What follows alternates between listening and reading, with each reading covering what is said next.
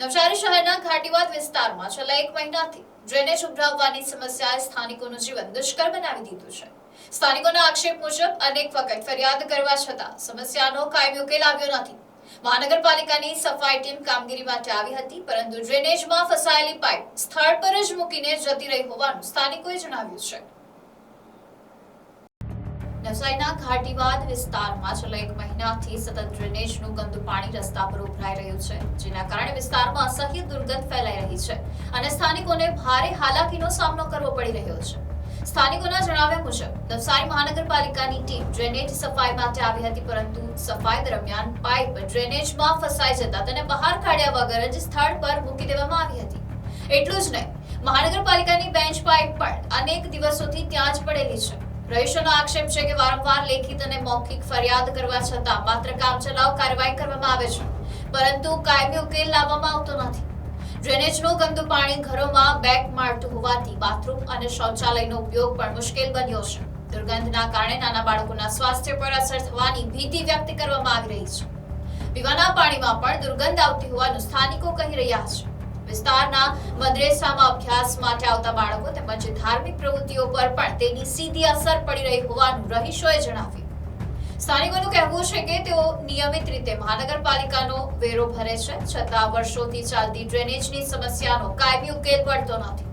હવે મહાનગરપાલિકા તાત્કાલિક અસરથી ડ્રેનેજ લાઇનનું સમારકામ કરી વિસ્તારને આ સમસ્યામાંથી મુક્ત કરે તેવી રહીશોએ માંગ કરી છે।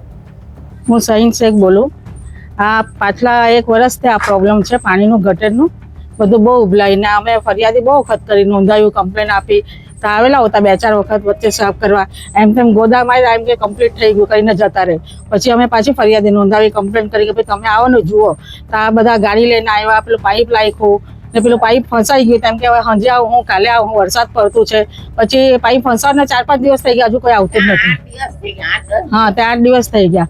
તો આ બધું આ કેટલું નરક જેવી વાસ આવે, ઉભા રહેવાય કે નાનલા પોયરા બીમારી થાય, પીવાનું પાણી એટલું વાસ મારે ને આ બધું ગટરનું પાણી ઘેરમાં બેગ મારે, ઘેરમાં બાથરૂમ સંડાસમાં જવાની આપદા ને બધા આવીને કમ્પ્લેન કરી કે કરતા નથી, વાત તો સાચી જ છે ને, કંઈ કરતા જ નથી ને, શું કરે? અમે વેરો કમ્પ્લીટ ભરીએ, આ બધો કરોડોનો ખર્ચો મ્યુનિસિપલમાં ને આબાદ તે બાદ કરે, તો જે મેન કરવાનું છે તે કામ કરો ને, મારે કહેવાનું એમ મતલબ, બરાબર ને?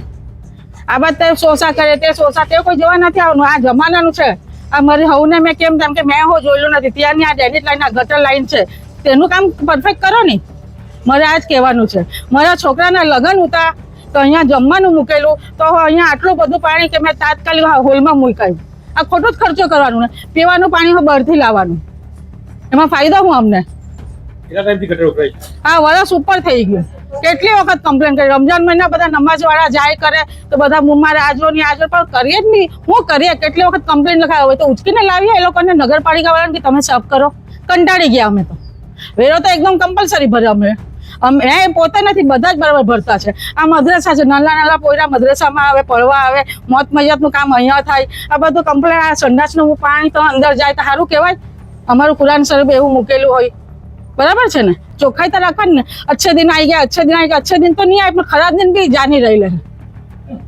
સ્વચ્છતા અભિયાન શું સ્વચ્છતા અભિયાન? આ ગટર લાઈન ઉભરાય, બધી જ જગ્યા પર આ પ્રોબ્લેમ છે, એવું નથી અમારે તો છે, મેં માનું। Report NBC news, Navsari.